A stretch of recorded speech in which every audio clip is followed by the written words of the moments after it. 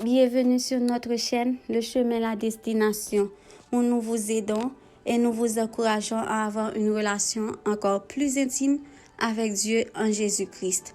Alors aujourd'hui, j'aimerais parler d'un sujet que je pourrais intituler « Entendre la voix de Dieu ».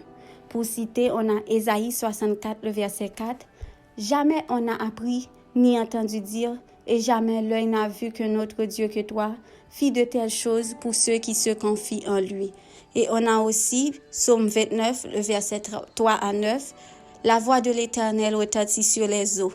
Le Dieu de gloire fait gronder le tonnerre. L'Éternel est sur les grandes eaux. La voix de l'Éternel est puissante. La voix de l'Éternel est majestueuse. La voix de l'Éternel brise les cèdres. L'Éternel brise les cèdres du Liban. Il les fait bondir comme des veaux, et le Liban et le Sirion comme de jeunes bœufs. La voix de l'Éternel fait jaillir des flammes de feu. La voix de l'Éternel fait trembler le désert. L'Éternel fait trembler le désert de Kadès.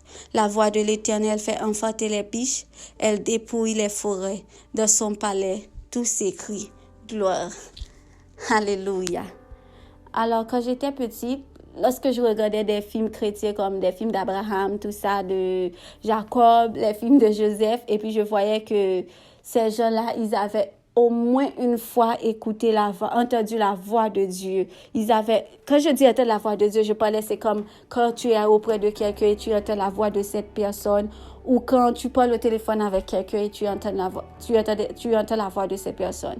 Alors, comment savoir quand et comment Dieu nous parle? Je me posais la question, quand est-ce que Dieu va me parler? Est-ce que Dieu veut me parler?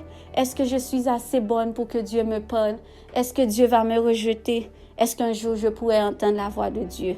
Je me posais des tas de questions. Mais ce que je ne connaissais pas, ce que je ne comprenais pas, ce que je ne savais pas, c'est que Dieu me parlait chaque jour. Mais j'étais tellement d'emblée sur le fait que je voulais entendre sa voix, comme j'entendais la voix de ma mère, comme j'entendais la voix de mon ami, comme j'entendais la voix de mon père. Mais pourtant, Dieu me parlait à travers ces gens aussi. Dieu me parlait à travers un message. Dieu me parlait à travers un sermon d'un pasteur ou d'un prêtre. Dieu me parlait à travers d'un inconnu. Dieu me parlait même à travers de ceux qui me détestaient et ceux avec qui je ne m'entendais pas. Alors, comment savoir quand Dieu nous parle? Comment savoir si c'est la voix de Dieu ou si c'est la voix de l'homme ou encore si c'est la voix de l'ennemi? On dit toujours que la voix de Dieu, ce que Dieu dit est toujours conforme à sa parole. C'est-à-dire que si dans la parole de Dieu, il dit de ne pas tuer et d'aimer, si quelqu'un vient auprès de vous et vous dit de tuer et de ne pas aimer, sachez déjà que ce n'est pas la parole de Dieu. Ce n'est pas la voix de Dieu qui vous parle, mais c'est la voix de l'ennemi. Alors, le moyen le plus efficace aussi d'entendre la voix de Dieu, c'est de lire surtout la Bible. Je ne vous dis pas de lire la Bible chaque jour. Je ne vais pas vous dire d'essayer de retenir toutes les phrases de la Bible, toutes les paroles qui sont inscrites dans la Bible. Mais je vous dis que lorsque vous lisez la Bible, vous apprenez à connaître Dieu, à avoir une intimité encore plus grande avec Dieu. Et là, quand vous reconnaissez Dieu, vous saurez quand Dieu vous parle et quand c'est pas Dieu qui vous parle. C'est simple. C'est comme quand vous avez un ami et puis vous connaissez tellement cet ami, vous savez ce qu'il peut faire et ce qu'il peut dire. Et quand quelqu'un vient vous dire, ah, voilà ce que l'ami a dit sur toi, vous allez dire, non, je sais que c'est pas lui qui a dit ça sur moi parce que je le connais. Donc, en lisant la Bible, nous apprenons à connaître Dieu encore plus, à connaître sa façon, à l'aimer, il y a même des choses qui étaient cachées que Dieu va nous dévoiler. Donc, là, déjà, c'est lire la Bible. Deuxième chose, je pourrais dire, c'est n'endurcissez pas vos cœurs. C'est-à-dire que parfois, on ne veut pas entendre ce que les autres ont à nous dire. Et parfois, Dieu utilise les autres pour nous parler. On veut toujours se sentir très haut. On veut toujours se sentir supérieur face aux autres. On se dit que j'ai pas besoin d'entendre ce que tu vas me dire. Je sais que tu vas me dire, ah, fais pas ci, fais pas ça. Je sais que, non, Dieu peut utiliser quelqu'un pour vous parler. Dieu peut utiliser même la personne qui vous déteste pour vous parler. C'est comme, vous voyez ce moment où vous vous sentez découragé, vous vous sentez affaibli, vous avez envie de perdre la foi et puis tout à coup, il y a un message qui vous que quelqu'un vous envoie, ou il y a un message que vous voyez, un post que vous voyez. Et puis ce post-là, c'est comme une lumière ou une source d'eau. Je sais pas, c'est comme quelque chose qui vient et qui nous calme, qui nous apaise, qui nous donne la paix et encore plus de foi pour continuer à croire, et plus de patience, plus de force. Ça, c'est Dieu qui nous parle. Mais si Dieu nous donne ce message de calme, de foi, de patience et de continuer à croire en lui, c'est-à-dire que Dieu a une surprise pour vous. Dieu a le meilleur pour vous. Dieu vous réserve quelque chose qui est devant vous, mais vous devez avancer. Vous devriez ouvrir votre cœur pour que Dieu puisse parler à travers vous, pour que Dieu puisse agir. C'est comme quand vous allez à l'église et puis il y a un sujet, supposons que vous posez quelque chose, une question à Dieu, et puis vous attendez à ce que Dieu vous réponde. Là, j'ai dit aussi une phrase. Attendez-vous toujours à ce que Dieu vous réponde. Attendez-vous toujours à ce que Dieu vous réponde. Parce que moi, lorsque je pose une question à Dieu, lorsque je l'interroge, lorsque je m'attends à lui, il vient toujours à moi. Et je dois dire quelque chose. Je ne vais pas dire que je suis chanceuse, ni que je suis la préférée de Dieu. Rien de tel. Mais chaque fois que je pose quelque chose à Dieu, chaque fois que je suis confuse par rapport à un sujet, 24 heures ne se passent pas sans que Dieu ne vienne pas à moi et m'explique ou me répondre ou me mettre dans une position où je comprends tout.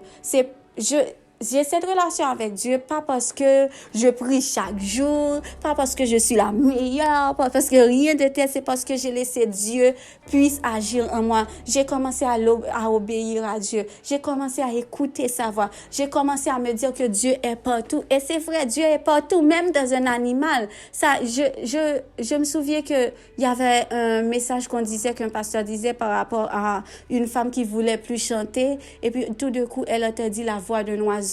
Et l'oiseau qui était devant elle, et l'oiseau chantait. Elle avait compris que c'est Dieu qui l'appelait à rechanter, à chanter pour sa gloire, à se mettre encore sur l'autel, parce que la femme n'avait plus de force, ne voulait plus, se sentait découragée. Donc Dieu a utilisé même un petit animal pour nous parler. Dieu peut utiliser même un objet. Je ne vais pas dire que l'objet va bouger pour vous parler, bien sûr que non. Mais Dieu, il va attirer notre attention pour nous parler. Il va attirer notre attention pour nous faire marcher selon sa gloire, selon ce qu'il veut. Il va attirer notre attention. C'est pour ça qu'il faut toujours demander à Dieu aussi le discernement et d'ouvrir ses yeux, d'ouvrir ses yeux. Quand je dis ouvrez vos yeux, c'est-à-dire ouvrez votre cœur.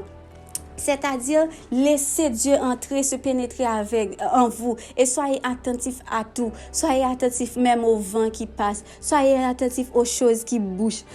Soyez attentifs aux animaux. Je me souviens que une fois, je regardais beaucoup d'animaux et je me suis dit, voilà tellement les créations, voilà ce que Dieu a créé. Dieu ne m'aime-t-il pas autant? Et en observant ces animaux, j'avais une question, je ne me rappelle pas trop de la question, mais j'avais une question que j'avais posée à Dieu. Mais juste en regardant ces animaux, j'ai eu la réponse à ma question. Et je me souviens un jour, c'était l'année dernière, j'ai une amie, on est toujours amis, et puis je lui ai dit, pourquoi on n'a pas encore notre délivrance? Parce que à l'époque, je venais à peine de me convertir, je n'étais pas comme quelqu'un qui avait une grande maturité spirituelle.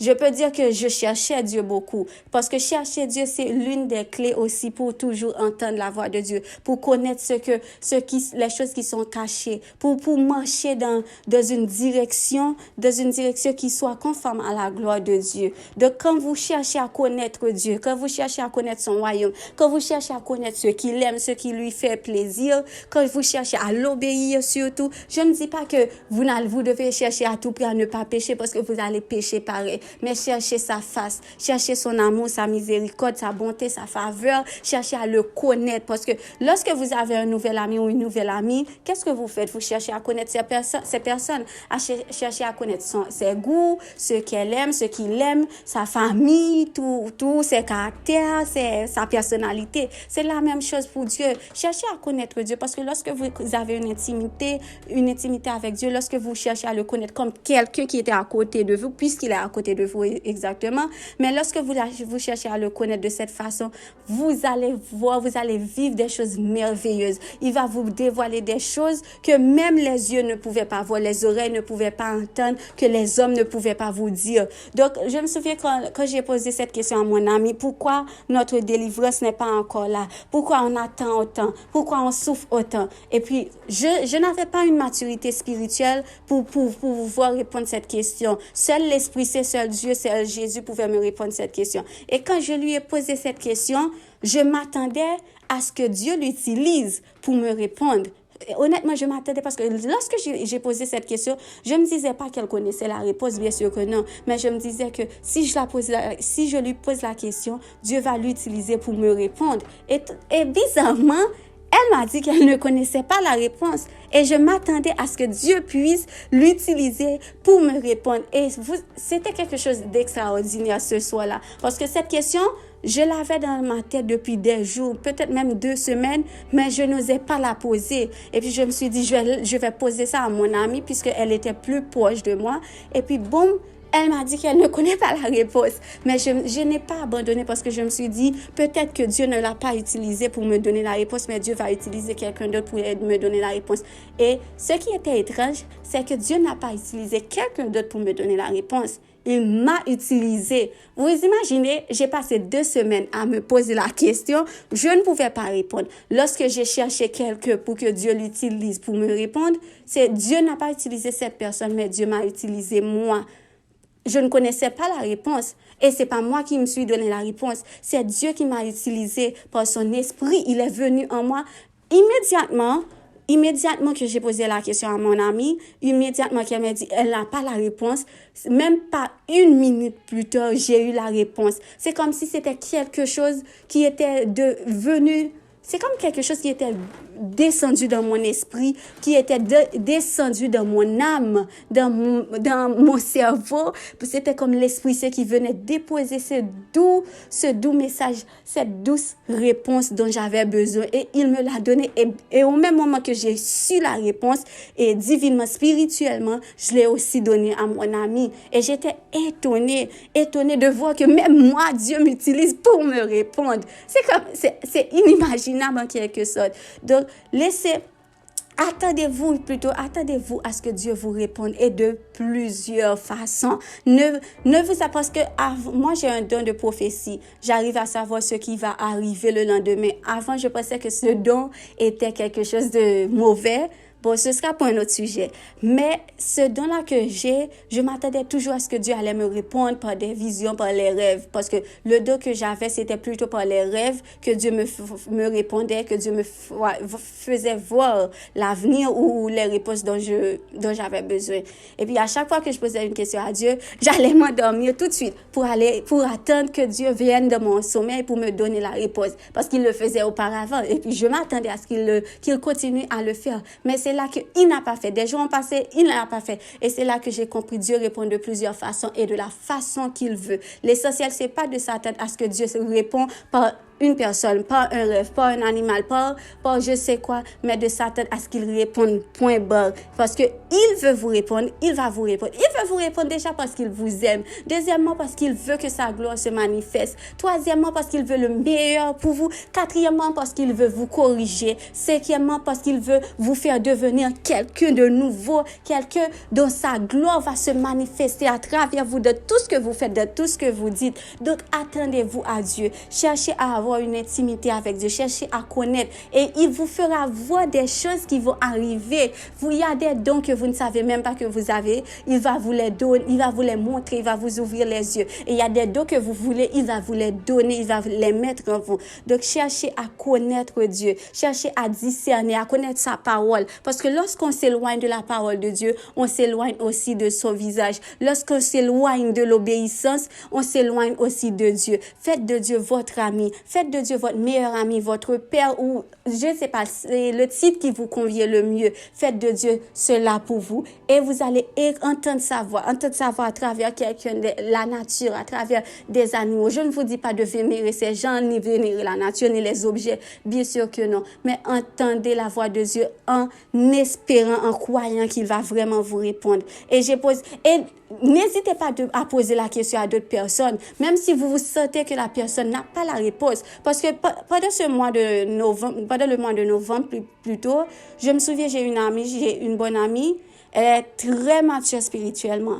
Mais j'avais des questions et je savais qu'elle n'avait pas la réponse et je lui ai posé pareil. Parce que pendant que je lui posais la question, elle m'a dit qu'elle n'a pas la réponse, mais c'est comme on débattait le sujet. Essayez de parler de sujet de votre confusion à quelqu'un qui a eu au moins une petite maturité ou une grande maturité spirituelle. Même si la personne n'a pas disons la réponse à cette question, ou même si vous sentez que la personne n'a pas la réponse à cette question, continuez à parler. Dites à cette personne ce que vous ressentez. Non pas parce que vous vous attendez à ce que cette personne vous fasse sentir mieux, mais parce que vous vous attendez à ce que Dieu va utiliser même vous et même cette personne. Parce que vous en même temps, Dieu va utiliser cette personne. En même temps, Dieu va vous utiliser. Parce que il arrive aussi que cette personne se pose la même question que vous. Donc, c'est pour ça que parfois, il est important de parler avec quelqu'un qui a précisément une maturité spirituelle, parce que quelqu'un qui n'a pas vraiment une approche avec Dieu,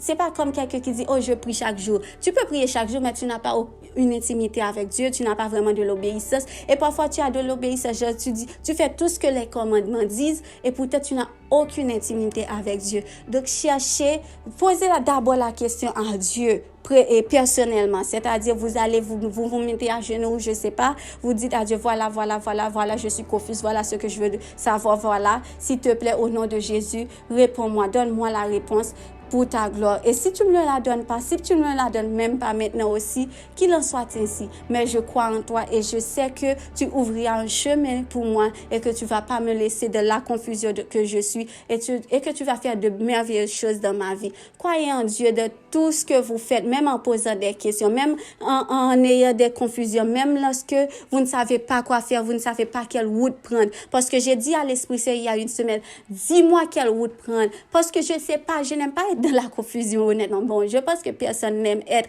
Je n'aime pas comme si j'ai une possibilité d'arranger les choses, mais je ne sais pas comment faire. Je ne connais même pas cette possibilité. Donc, je demande à Dieu. J'attends. Et Dieu, en parlant avec mon ami, chacune de nous, pas l'ami de l'année dernière, mais pendant le mois de novembre, mon ami que j'ai ici, chacune de nous, on parlait de ce qu'on ressentait. On parlait de ce qu'on sait de Dieu, des choses qu'on connaît de Dieu, des choses que Dieu a fait dans la vie d'autres personnes et même dans nos vies. Et plus on parlait, plus on commençait, plus Dieu répondait chacune de nous et plus Dieu nous donnait des réponses auxquelles on n'avait même pas posé des questions. Donc, c'est une façon pour vous dire que essayez de connaître Dieu, d'apprendre à le connaître, de chercher une intimité avec lui, de poser des questions, tout ça là, et de vous attendre à lui, bien sûr, tout ça, c'est une bonne chose. C'est une bonne chose. Donc, restez là, restez à vous attendre auprès de Dieu et parlez de Dieu, même avec quelqu'un qui ne croit pas en Dieu. Parce que je me souviens une fois, Dieu a utilisé une personne qui n'est même pas croyant pour me parler. Une personne qui n'est même pas croyant, c'est comme si la personne, oh mon Dieu, c'était magnifique. En tout cas, j'ai eu de belles expériences avec Dieu et j'aurai bien sûr toujours de belles expériences avec Dieu. Dieu n'a pas fini avec moi. Et j'espère que ce message va vous aider et je sais pas, vous emmener là où vous voulez aller. Et souvenez-vous aussi que tous ceux qui se confient en Dieu ne seront point confondus. C'est-à-dire, même si là maintenant vous ne savez pas quoi faire, vous ne savez pas quelle route prendre, vous ne savez pas le chemin, Dieu va vous conduire. Croyez-moi, il va vous conduire. D'ailleurs, c'est pour sa gloire aussi. C'est pour sa gloire aussi qu'il va vous conduire. Parce que Dieu, lui, il veut pas, comme on dit souvent, il veut pas que demain, que quelqu'un qui n'a pas la foi, quelqu'un qui n'est même pas croyant dise, oh, où est ton Dieu? Je croyais que Dieu allait faire telle chose pour toi. Dieu va dire à cette personne, ne t'inquiète pas, je vais faire quelque chose pour mon enfant. Et afin que toi aussi, tu vas voir ce que je vais faire, pour ce que j'ai fait pour mon enfant. Et toi aussi, tu vas venir auprès de moi. Tout ça. Donc, Croyez en Dieu, laissez-le vous conduire, laissez Dieu agir en vous. Mais suivez la route qui vous donne la paix, le calme, la route qui vous donne la joie et non la route qui vous fait stresser, qui vous donne la confusion, qui vous fait peur. Mais franchissez toujours cette barrière de peur parce que tout ce qui vous fait peur a une emprise sur vous, comme je le dis souvent. Donc, traversez cette barrière de peur, traversez et n'hésitez pas à parler de Dieu, à poser des questions et Dieu va venir à vous. Alors, merci.